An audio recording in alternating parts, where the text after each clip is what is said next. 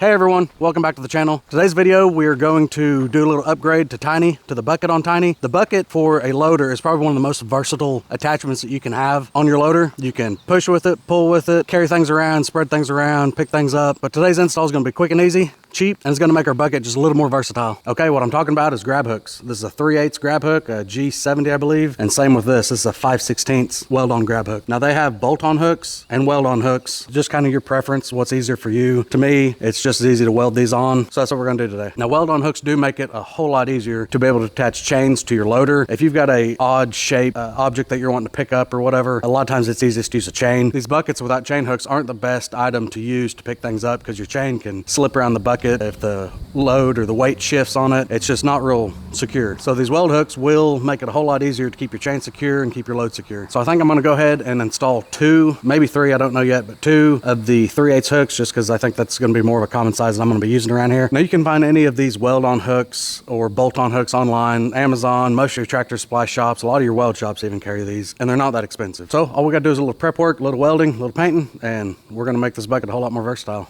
Now also, you do not have to use weld-on specific style grab hooks. The little tractor here, let me show you the hooks we put on it. It's a regular hook. That back eye was cut off of it and just stuck down on there and welded to it. That was done a couple decades ago, and they're still holding in there. These were welded to this added plate. That plate was already on the bucket. That's just for this specific style of quick attach. Okay, so what I like to do is just kind of pull a measurement from the side over.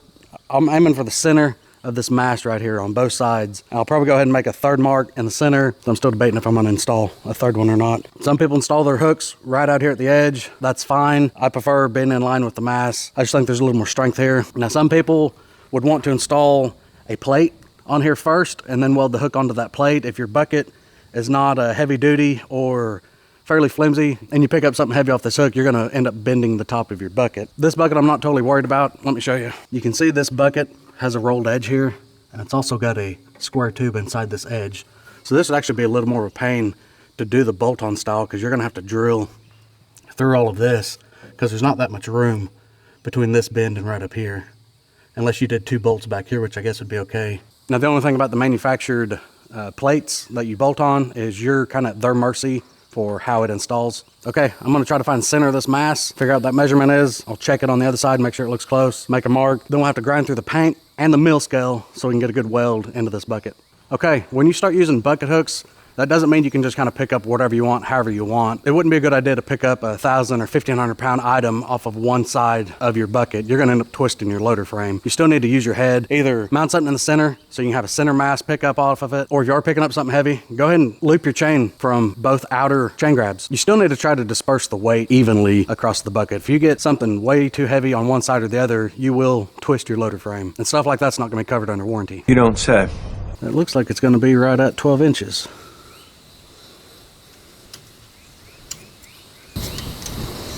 This should be 60 overall, 62.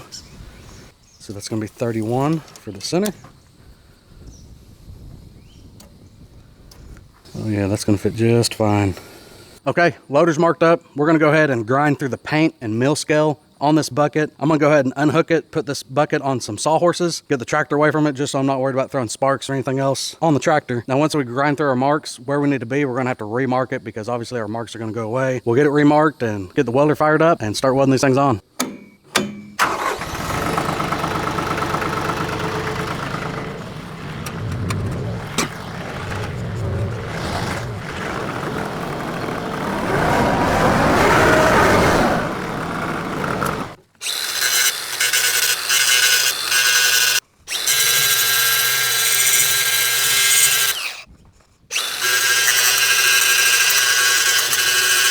Now when I start grinding through paint and stuff like that, I rather use a regular grinding disc and then follow up with a flap disc. Just because if you use a flap disc, your flap disc is going to get plugged up with paint real fast. So if you can get the majority of that stuff off, then come back with a flap disc, you're money ahead. A regular grinding disc also gets through the mill scale a whole lot quicker.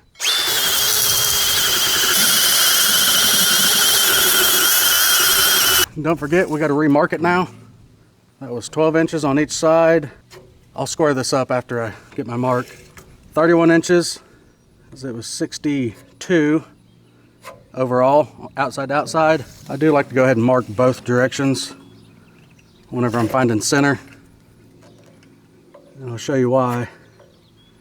It was off just a little bit. It looks like maybe 1/8 of an inch. It was off right here in the center. Get our other 12-inch mark. So you can see when you're trying to find center, that's why you pull from both directions, because you are off quite a bit of the time. That's about an 1/8 inch difference there. Not huge, but still.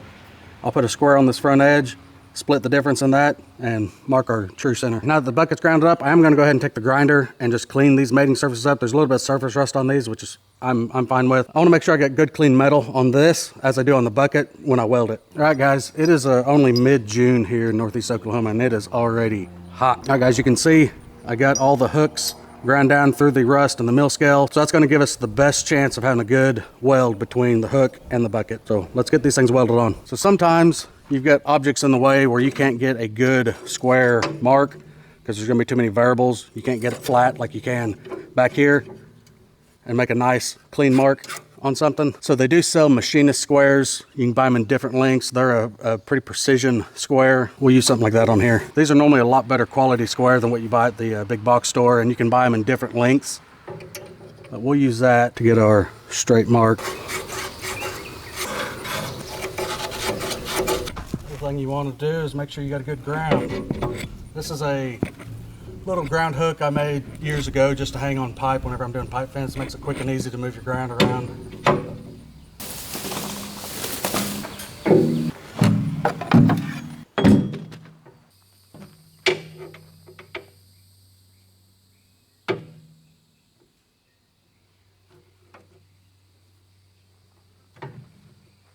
Okay, I think I got everything set up. We're ready to go. I am gonna use a 9018 LH 1/8 inch rod to weld these on with. So let me go get the Bobcat fired up and weld these things on. I'm gonna attach it back here and back here, and then I'll start welding it.